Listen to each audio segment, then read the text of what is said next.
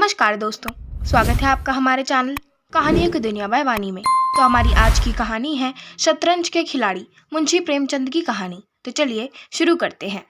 वाजिद अली शाह का समय था। लखनऊ विलासिता के रंग में डूबा हुआ था।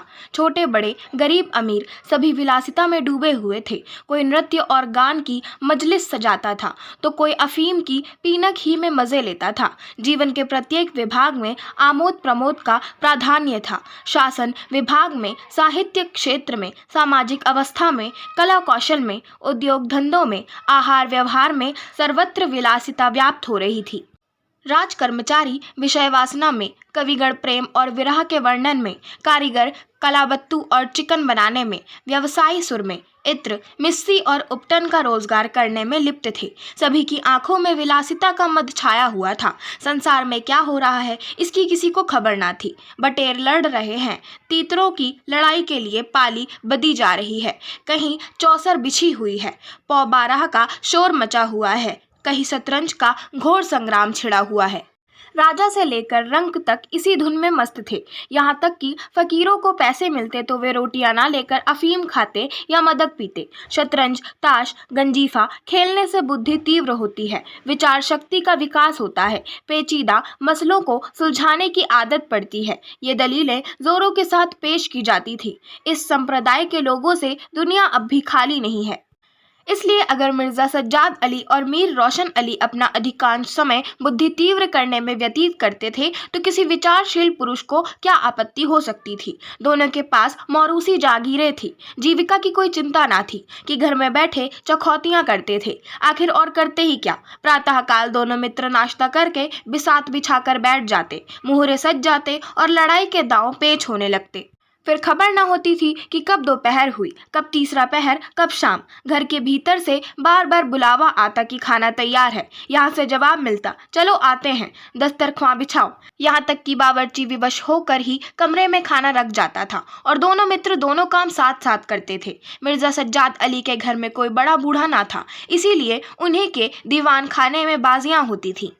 मगर यह बात ना थी कि मिर्जा के घर के और लोग उनसे इस व्यवहार से खुश हों। घर वालों का तो कहना ही क्या, मोहल्ले वाले, घर के नौकर चाकर तक नित्य द्वेषपूर्ण टिप्पणियां किया करते थे। बड़ा मनूस खेल है, घर को तबाह कर देता है। खुदा न करे किसी को इसकी चाट पड़े। आदमी दीन दुनिया किसी के काम का नहीं रहता, न घर का न घाट का। बुरा रोग है। यहाँ तक कि मिर्जा की बेगम साहबा को इससे इतना द्वेष था कि अवसर खोज खोज कर पति को लताड़ती थी, पर उन्हें इसका अवसर मुश्किल से मिलता था। वह सोती रहती थी, तब तक बाजी बिछ जाती थी और रात को जब सो जाती थी तब कहीं मिर्जा जी घर में आते थे। हाँ, नौकरों पर वह अपना गुस्सा उतारती रहती थी। क्या पान मांगे हैं, कह दो, आकर ले जाएं, खाने की फुर्सत नहीं है। ले जाकर खाना सिर पर पटक दो, खाएं चाहे कुत्ते को खिलाएं। पर रूबरू वह भी कुछ ना कह सकती थी। उनको अपने पति से उतना मलाल ना था जितना मीर साहब से। उन्होंने उनका नाम मीर बिगाड़ू रख छोड़ा था। शायद मिर्जा जी अपनी सफाई देने के लिए सारा इल्जाम मीर साहब ही के सर पर थोप देते थे। एक दिन बेगम साहबा के सिर में दर्द होने लगा।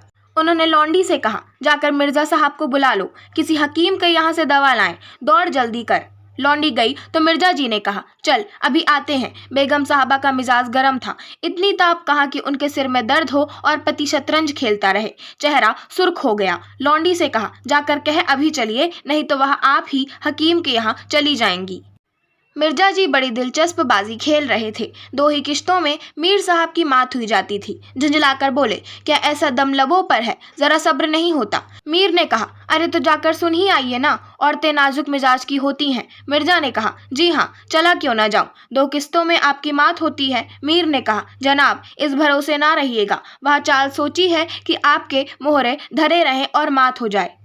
पर जाइए, सुनाइए, क्यों ख्वामखा उनका दिल दुखाइएगा। मिर्जा ने कहा, इसी बात पर मात ही करके जाऊंगा। मीर ने कहा, मैं खेलूंगा ही नहीं, आप जाकर सुनाइए। मिर्जा ने कहा, अरे यार, जाना पड़ेगा हकीम के यहाँ, सिर दर्द खाक नहीं है, मुझे परेशान करने का बहाना है। मीर ने कहा, कुछ भी हो उनकी खातिर तो करनी ही पड़ेगी। मिर्जा ने कहा, अच्छा एक चाल और चल लूँ। मीर ने कहा, हरगिज नहीं, जब तक आप सुन न आएंगे मैं मुहरे में हाथ ही न लगाऊंगा। मिर्जा साहब मजबूर होकर अंदर गए तो बेगम साहबा ने त्योरियां बदल कर लेकिन कराहते हुए कहा, तुम्हें निगोड़ी शतरंज इतनी प्यारी है, चाहे कोई मर ही जाए पर उठने का नाम नहीं लेते। नौज कोई तुम जैसा आदमी हो। मिर्जा ने कहा, क्या कहूँ, मीर साहबा मानते ही ना थे, बड़ी मुश्किल से पीछा छुड़ा कर आया हूँ। बेगम ने कहा, क्या जैसे वह खुद निखट्टू है वैसे ही सबको समझते हैं? उनके भी तो बाल बच्चे हैं, या सबका सफाया कर डाला? मिर्जा ने कहा, बड़ा लती आदमी है, जब आ जाता है तब मजबूर होकर मुझे भी खेलना पड़ता है। बेगम ने कहा, दुत्कार क्यों नहीं देते? मिर्जा ने कहा, बराबर के आदमी हैं, उम्र में दर्जे में मुझसे 2 अंगुल ऊंचे, मुलाहिजा करना ही पड़ता है। बेगम ने कहा, तो मैं ही दुत्कारे देती हूँ, नाराज हो जाएंगे। हो जाएं, कौन किसी की रोटियां चला देता है? रानी रूठेंगी, अपना सुहाग लेंगी। हरिया, जा बाहर से शतरंज उठा ला। मीर साहब से कहना मियाँ अब ना खेलेंगे, आप तशरीफ ले जाइए। मिर्जा ने कहा, हाँ हाँ, कहीं ऐसा गजब भी ना करना। जलील करना चाहती हो क्या? ठहर हरिया, कहाँ जाती है? बेगम ने कहा, जाने क्यों नहीं देते? मेरा ही खून पिए जो उसे रोके। अच्छा, उसे रोका, मुझे रोको तो जानूं। यह कहकर बेगम साहबा झल्लाई हुई दीवान खाने की तरफ चली।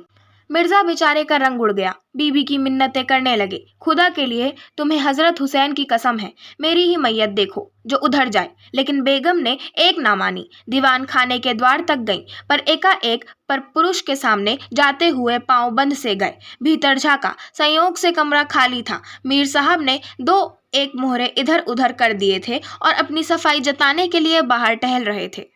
फिर क्या था? बेगम ने अंदर पहुंचकर बाजी उलट दी। मुहरे कुछ तख्त के नीचे फेंक दिए, कुछ बाहर, और किवाड़ अंदर से बंद करके कुंडी लगा दी। मीर साहब दरवाजे पर तो थे ही, मुहरे बाहर फेंके जाते देखे। चूड़ियों की झनक भी कान में पड़ी। फिर दरवाजा बंद हुआ तो समझ गए बेगम साहबा बिगड़ गईं। चुपके से घर की राह ली। मिर्जा ने कहा, तुमने गजब किया। बेगम ने कहा, अब मीर साहब इधर आए तो खड़े खड़े निकलवा दूंगी। इतनी लौ खुदा से लगाते तो वली हो जाते। आप तो शतरंज खेलें और मैं यहाँ चूल्हे चक्की की फिक्र में सिर खपाऊं। जाते हो हकीम साहब के यहाँ कि अब भी तामुल है। मिर्जा घर से निकले तो हकीम के घर जाने के बदले मीर साहब के घर पहुंचे और सारा वृत्तांत कहा। मीर साहब बोले, मैंने तो जब मोहरे बाहर आते देखे तभी ताड़ गया, फौरन भागा। बड़ी गुस्सेवर मालूम होती हैं, मगर आपने उन्हें यूं सिर पर चढ़ा रखा है, यह मुनासिब नहीं। उन्हें इससे क्या मतलब कि आप बाहर क्या करते हैं? घर का इंतजाम करना उनका काम है, दूसरी बातों से उन्हें क्या सरोकार। मिर्जा ने कहा, खैर यह तो बताइए अब कहाँ जमाव होगा? मीर ने कहा, इसका क्या गम है, इतना बड़ा घर पड़ा हुआ है, बस यहीं जमे। मिर्जा ने कहा, लेकिन बेगम साहबा को कैसे मनाऊंगा? घर पर बैठा रहता था तब तो वह इतनी बिगड़ती थी, यहाँ बैठक होगी तो शायद जितना न छोड़ेंगी। मीर ने कहा, अजी बकने भी दीजिए, 2-4 रोज में आप ही ठीक हो जाएंगी। हाँ, आप इतना कीजिए कि आज से जरा तन जाइए। मीर साहब की बेगम किसी अज्ञात कारण से मीर साहब का घर से दूर रहने की उपयुक्त समझती थीं, इसलिए वह उनके शतरंज प्रेम की कभी आलोचना न करती थीं, बल्कि कभी कभी तो मीर साहब को देर हो जाती तो याद दिला देती थीं। इन कारणों से मीर साहब को भ्रम हो गया था कि मेरी स्त्री अत्यंत विनयशील और गंभीर है। लेकिन जब दीवान खाने में बिसात बिछने लगी और मीर साहब दिन भर घर में रहने लगे तो बेगम साहबा को बड़ा कष्ट होने लगा। उनकी स्वाधीनता में बाधा पड़ गई। दिन भर दरवाजे पर झांकने को तरस जाती। उधर नौकरों में भी कालाफूसी होने लगी। अब तक दिन भर पड़े पड़े मक्खियां मारा करते थे। घर में कोई आए कोई जाए, उनसे कुछ मतलब ना था। अब 8 पहर की धौस हो गई। पान लाने का हुक्म होता, कभी मिठाई का, और हुक्का तो किसी प्रेमी के हृदय की भांति नित्य जलता ही रहता था। वे बेगम साहबा से जा जाकर कहते, हुजूर, मियाँ की शतरंज तो हमारे जी का जंजाल हो गई। दिन भर दौड़ते दौड़ते पैरों में छाले पड़ गए। यह भी कोई खेल कि सुबह को बैठो तो शाम कर दी। घड़ी आध घड़ी दिल बहलाव के लिए खेलना बहुत है। खैर, हमें तो कोई शिकायत नहीं, हुजूर के गुलाम है, जो हुक्म होगा बजा ही लाएंगे। मगर यह खेल मनहूस है, इसका खेलने वाला कभी पनपता नहीं। घर पर कोई न कोई आफत जरूर आती है। यहाँ तक कि एक के पीछे मोहल्ले के मोहल्ले तबाह होते देखे गए हैं। सारे मोहल्ले में यही चर्चा रहती है, हुजूर का नमक खाते हैं। अपने आका की बुराई सुन सुन कर रंज होता है, मगर क्या करें। इस पर बेगम साहबा कहती हैं, मैं तो खुद इसको पसंद नहीं करती, पर वह किसी की सुनते ही नहीं। क्या किया जाए? मोहल्ले में भी जो 2-4 पुराने जमाने के लोग थे आपस में भांति भांति की अमंगल कल्पनाएं करने लगे। अब खैरियत नहीं, जब हमारे रईसों का यह हाल है तो मुल्क का खुदा ही हाफिज है। यह बादशाहत शतरंज के हाथों तबाह होगी। आसार बुरे हैं। राज्य में हाहाकार मचा हुआ था। प्रजा दिन दहाड़े लूटी जाती थी। कोई फरियाद सुनने वाला ना था। देहातों की सारी दौलत लखनऊ में खिंची आती थी और वहां वेश्याओं में, भांडों में और विलासिता के अन्य अंगों की पूर्ति में उड़ जाती थी। अंग्रेज कंपनी का ऋण दिन दिन बढ़ता जाता था। कमली दिन दिन भीग कर भारी होती जाती थी। देश में सुव्यवस्था न होने के कारण वार्षिक कर भी वसूल न होता था। रेजिडेंट बार बार चेतावनी देता था, पर यहाँ तो लोग विलासिता के नशे में चूर थे। किसी के कानों पर जूं ना रेंगती थी। खैर, मीर साहब के दीवान खाने में शतरंज होते कई महीने गुजर गए। नए नए नक्शे हल किए जाते, नए नए किले बनाए जाते, नित्य नई व्यूह रचना होती। कभी कभी खेलते खेलते झौड़ हो जाती, तू मैं तक की नौबत आ जाती, पर शीघ्र ही दोनों मित्रों में मेल हो जाता। कभी कभी ऐसा भी होता कि बाजी उठा दी जाती। मिर्जा जी रूठ कर अपने घर चले जाते। मीर साहब अपने घर में जा बैठते, पर रात भर की निद्रा के साथ सारा मनोमालिन्य शांत हो जाता था। प्रातःकाल दोनों मित्र दीवान खाने में आ पहुंचते थे। एक दिन दोनों मित्र बैठे हुए शतरंज की दलदल में गोते खा रहे थे कि इतने में घोड़े पर सवार एक बादशाही फौज का अफसर मीर साहब का नाम पूछता हुआ आ पहुंचा। मीर साहब के होश उड़ गए। यह क्या बला सिर पर आई? यह तलबी किस लिए हुई है? अब खैरियत नहीं नजर आती। घर के दरवाजे बंद कर लिए। नौकरों से बोले, कह दो घर में नहीं है। सवार घर में नहीं तो कहाँ है? नौकर ने कहा, यह मैं नहीं जानता, क्या काम है? सवार ने कहा, काम तुझे क्या बताऊंगा, हुजूर में तलबी है, शायद फौज के लिए कुछ सिपाही मांगे गए हैं। जागीरदार है कि दिल लगी, मोर्चे पर जाना पड़ेगा तो आटे दाल का भाव मालूम हो जाएगा। नौकर ने कहा, अच्छा तो जाइए, कह दिया जाएगा। सवार ने कहा, कहने की बात नहीं है, मैं कल खुद आऊंगा। साथ ले जाने का हुक्म हुआ है। सवार चला गया। मीर साहब की आत्मा कांप उठी। मिर्जा जी से बोले, कहिए जनाब, अब क्या होगा? मिर्जा ने कहा, बड़ी मुसीबत है, कहीं मेरी तलबी भी ना हो। मीर ने कहा, कमबख्त कल फिर आने को कह गया है। मिर्जा ने कहा, आफत है और क्या, कहीं मोर्चे पर जाना पड़ा तो बेमौत मरे। मीर ने कहा, बस यही एक तकदीर है कि घर पर मिलो ही नहीं। कल से गोमती पर कहीं वीराने में नक्शा जमे, वहां किसे खबर होगी। हजरत आकर आप लौट जाएंगे। मिर्जा ने कहा, वल्लाह आपको खूब सूझी, इसके सिवाय और कोई तकदीर ही नहीं है। इधर मीर साहब की बेगम उस सवार से कह रही थी, तुमने खूब धता बताया। उसने जवाब दिया, ऐसे गावदियों को तो चुटकियों पर नचाता हूँ। इनकी सारी अक्ल और हिम्मत तो शतरंज ने चर ली, अब भूल कर भी घर पर ना रहेंगे। दूसरे दिन से दोनों मित्र मुंह अंधेरे घर से निकल खड़े होते। बगल में एक छोटी सी दरी दबाए डिब्बे में गिलोरियां भरे गोमती पार की एक पुरानी वीरान मस्जिद में चले जाते, जिसे शायद नवाब आसफुद्दौला ने बनवाया था। रास्ते में तंबाकू, चिलम और मदरिया ले लेते और मस्जिद में पहुंच दरी बिछा हुक्का भरकर शतरंज खेलने बैठ जाते थे। फिर उन्हें दीन दुनिया की फिक्र न रहती थी। किश्त, शह आदि दो एक शब्दों के सिवा उनके मुंह से और कोई वाक्य नहीं निकलता था। कोई योगी भी समाधि में इतना एकाग्र ना होता होगा। दोपहर को जब भूख मालूम होती तो दोनों मित्र किसी नानबाई की दुकान पर जाकर खाना खाते और एक चिलम हुक्का पीकर फिर संग्राम क्षेत्र में डट जाते। कभी कभी तो उन्हें भोजन का भी ख्याल न रहता था। इधर देश की राजनीतिक दशा भयंकर होती जा रही थी। कंपनी की फौजें लखनऊ की तरफ बढ़ी चली आती थीं। शहर में हलचल मची हुई थी। लोग बाल बच्चों को लेकर देहातों में भाग रहे थे, पर हमारे दोनों खिलाड़ियों को इनकी जरा भी फिक्र ना थी। वे घर से आते तो गलियों में होकर। डर था कि कहीं किसी बादशाही मुलाजिम की निगाह ना पड़ जाए जो बेकार में पकड़ जाए। हजारों रुपए सालाना की जागीर मुफ्त ही हजम करना चाहते थे। एक दिन दोनों मित्र मस्जिद के खंडर में बैठे हुए शतरंज खेल रहे थे। मिर्जा की बाजी कुछ कमजोर थी। मीर साहब उन्हें किश्त पर किश्त दे रहे थे। इतने में कंपनी के सैनिक आते हुए दिखाई दिए। वहां गोरों की फौज थी जो लखनऊ पर अधिकार जमाने के लिए आ रही थी। मीर साहब बोले, अंग्रेजी फौज आ रही है, खुदा खैर करे। मिर्जा ने कहा, आने दीजिए, किश्त बचाइए। यह किश्त। मीर ने कहा, जरा देखना चाहिए, यहीं आड़ में खड़े हो जाएं। मिर्जा ने कहा, देख लीजिएगा, जल्दी क्या है। फिर किश्त। मीर ने कहा, तोप खाना भी है, कोई 5000 आदमी होंगे। कैसे कैसे जवान हैं, लाल बंदरों के से मुंह, सूरत देखकर खौफ मालूम होता है। मिर्जा ने कहा, जनाब हीले ना कीजिए, ये चमके किसी और को दीजिएगा। यह किश्त। मीर ने कहा, आप भी अजीब आदमी हैं। यहाँ तो शहर पर आफत आई हुई है और आपको किश्त की सूझी है। कुछ इसकी भी खबर है कि शहर घिर गया तो घर कैसे चलेंगे। मिर्जा ने कहा, जब घर चलने का वक्त आएगा तो देखा जाएगा। यह किश्त।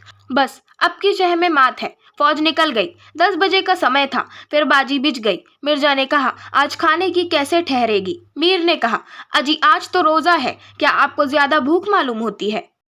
मिर्जा ने कहा, जी नहीं, शहर में ना जाने क्या हो रहा है। मीर ने कहा, शहर में कुछ नहीं हो रहा होगा, लोग खाना खाकर आराम से सो रहे होंगे। हुजूर नवाब साहब भी ऐशगाह में होंगे। दोनों सज्जन फिर जो खेलने बैठे तो 3 बज गए। अब की मिर्जा जी की बाजी कमजोर थी। 4 का गजर बज ही रहा था कि फौज की वापसी की आहट मिली। नवाब वाजिद अली पकड़ लिए गए थे और सेना उन्हें किसी अज्ञात स्थान को लिए जा रही थी। शहर में ना कोई हलचल थी, ना मारकाट, एक बूंद भी खून नहीं गिरा था। आज तक किसी स्वाधीन देश के राजा की पराजय इतनी शांति से, इस तरह खून बहे बिना ना हुई होगी। यह वह अहिंसा ना थी जिस पर देवगण प्रसन्न होते हैं। यह वह कायरपन था जिस पर बड़े बड़े कायर भी आंसू बहाते हैं। अवध के विशाल देश का नवाब बंदी चला जाता था और लखनऊ ऐश की नींद में मस्त था। यह राजनीतिक अधः पतन की चरम सीमा थी। मिर्जा ने कहा, हुजूर नवाब साहब को जालिमों ने कैद कर लिया है। मीर ने कहा, होगा, यह लीजिए शाह। मिर्जा ने कहा, जनाब जरा ठहरिए, इस वक्त इधर तबीयत नहीं लगती। बेचारे नवाब साहब इस वक्त खून के आंसू रो रहे होंगे। मीर ने कहा, रोना ही चाहिए, यह ऐश वहाँ कहाँ नसीब होगा, यह किश्त, बस अब की किश्त में मात है, बच नहीं सकते। मिर्जा ने कहा, खुदा की कसम आप बड़े बेदर्द हैं, इतना बड़ा हादसा देखकर भी आपको दुख नहीं होता। हाय गरीब वाजिद अली शाह। मीर ने कहा, पहले अपने बादशाह को तो बचाइए, फिर नवाब साहब का मातम कीजिएगा। यह किश्त और यह मात, लाना हाथ। बादशाह को लिए हुए सेना सामने से निकल गई। उनके जाते ही मिर्जा ने फिर बाजी बिछा दी। हार की चोट बुरी होती है। मीर ने कहा, आइए नवाब साहब के मातम में एक मरसिया कह डालें। लेकिन मिर्जा की राजभक्ति अपनी हार के साथ लुप्त हो चुकी थी। वह हार का बदला चुकाने के लिए अधीर हो रहे थे। शाम हो गई। खंडर में चमगादड़ों ने चीखना शुरू किया। अबाबीलें आ आकर अपने अपने घोंसलों में चिमटी, पर दोनों खिलाड़ी डटे हुए थे, मानो 2 खून के प्यासे सूरमा आपस में लड़ रहे हों। मिर्जा जी 3 बाजियां लगातार हार चुके थे। इस चौथी बाजी का रंग भी अच्छा न था। वह बार बार जीतने का दृढ़ निश्चय करके संभल कर खेलते थे, लेकिन एक न एक चाल ऐसी बेढब आ पड़ती थी जिससे बाजी खराब हो जाती थी। हर बार हार के साथ प्रतिकार की भावना और भी उग्र होती थी। उधर मीर साहब मारे उमंग के गजले गाते थे, चुटकियां लेते थे, मानो कोई गुप्त धन पा गए हों। मिर्जा जी सुन सुनकर झुंझलाते और हार की झेप को मिटाने के लिए उनकी दाद देते थे, पर ज्यों-ज्यों बाजी कमजोर पड़ती थी, धैर्य हाथ से निकला जाता था। यहाँ तक कि वह बात बात पर झुंझलाने लगे, जनाब आप चाल बदला ना कीजिए, यह क्या कि एक चाल चले और फिर उसे बदल दिया। जो कुछ चलना हो एक बार चल दीजिए। यह आप मोहरे पर हाथ क्यों रखते हैं? मोहरे को छोड़ दीजिए। जब तक आपको चाल ना सूझे मोहरा छूइए ही नहीं। आप एक एक चाल आध घंटे में चलते हैं, इसकी सनद नहीं। जिसे एक चाल चलने में 5 मिनट से ज्यादा लगे उसकी मात समझी जाएगी। फिर आपने चाल बदली, चुपके से मोहरा वहीं रख दीजिए। मीर साहब का फर्जी पिटता था। बोले, मैंने चाल चली ही कब थी? मिर्जा ने कहा, आप चाल चल चुके हैं, मोहरा वहीं रख दीजिए, उसी घर में। मीर ने कहा, उस घर में क्यों रखूं? मैंने हाथ से मोहरा छोड़ा ही कब था? मिर्जा ने कहा, मोहरा आप कयामत तक ना छोड़े तो क्या चाल ही ना होगी? फर्जी पिटते देखा तो धांधली करने लगे। मीर ने कहा, धांधली आप करते हैं, हार जीत तकदीर से होती है, धांधली करने से कोई नहीं जीतता। मिर्जा ने कहा, तो इस बाजी में तो आपकी मात हो गई। मीर ने कहा, मुझे क्यों मात होने लगी? मिर्जा ने कहा, तो आप मोहरा उसी घर में रख दीजिए जहाँ पहले रखा था। मीर ने कहा, वहाँ क्यों रखूं? नहीं रखता। मिर्जा ने कहा, क्यों ना रखिएगा, आपको रखना होगा। तकरार बढ़ने लगी। दोनों अपनी अपनी टेक पर अड़े थे, ना यह दबता था न वह। अप्रासंगिक बातें होने लगी। मिर्जा बोले, किसी ने खानदान में शतरंज खेली होती तब तो इसके कायदे जानते, वे तो हमेशा घास छीला करते। आप शतरंज क्या खेलिएगा? रियासत और ही चीज है, जागीर मिल जाने से ही कोई रईस नहीं हो जाता। मीर ने कहा, क्या घास आपके अब्बाजान छीलते होंगे? यहाँ तो पीढ़ियों से शतरंज खेलते चले आ रहे हैं। मिर्जा ने कहा, अजी जाइए भी, गाजीउद्दीन हैदर के यहाँ बावर्ची का काम करते करते उम्र गुजर गई, आज रईस बनने चले हैं। रईस बनना कुछ दिल लगी नहीं है। मीर ने कहा, क्यों अपने बुजुर्गों के मुंह में कालीख लगाते हो? वे ही बावर्ची का काम करते होंगे। यहाँ तो हमेशा बादशाह के दस्तरख्वां पर खाना खाते चले आए हैं। मिर्जा ने कहा, अरे चल चरकटे, बहुत बड़बड़ कर बातें ना कर। मीर ने कहा, जबान संभालिए वरना बुरा होगा, मैं ऐसी बातें सुनने का आदी नहीं हूँ। यहाँ तो किसी ने आंखें दिखाई कि उसकी आंखें निकली। हाँ हौसला। मिर्जा ने कहा, आप मेरा हौसला देखना चाहते हैं तो फिर आइए। आज दो दो हाथ हो जाए, इधर या उधर, मीर ने कहा। तो यहाँ तुमसे दबने वाला कौन? दोनों दोस्तों ने कमर से तलवारें निकाल ली। नवाबी जमाना था, सभी तलवार, पेशकब्ज, कटार वगैरह बांधते थे। दोनों विलासी थे पर कायर ना थे। उनमें राजनीतिक भावों का अधा पतन हो गया था। बादशाह के लिए, बादशाहत के लिए क्यों मरे, पर व्यक्तिगत वीरता का अभाव ना था। दोनों जख्म खाकर गिरे और दोनों ने वहीं तड़प तड़प कर जाने दे दी, अपने बादशाह के लिए जिनकी आंखों से एक बूंद आंसू ना निकला। उन्हीं दोनों प्राणियों ने शतरंज के वजीर की रक्षा में प्राण दे दिए। अंधेरा हो चला था, बाजी बिछी हुई थी। दोनों बादशाह अपने अपने सिंहासनों पर बैठे हुए मानो इन दोनों वीरों की मृत्यु पर रो रहे थे। चारों तरफ सन्नाटा छाया हुआ था। खंडर की टूटी हुई मेहराबें, गिरी हुई दीवारें और धूल धूसरित मीनारें इन लाशों को देखती और सिर धुनती थीं। आशा करती हूँ आपको हमारी आज की कहानी शतरंज के खिलाड़ी पसंद आई होगी। अगर आपको हमारी आज की कहानी पसंद आई हो तो हमारे चैनल को सब्सक्राइब करें, वीडियो को लाइक करें और बेल आइकन दबाना ना भूलें। धन्यवाद।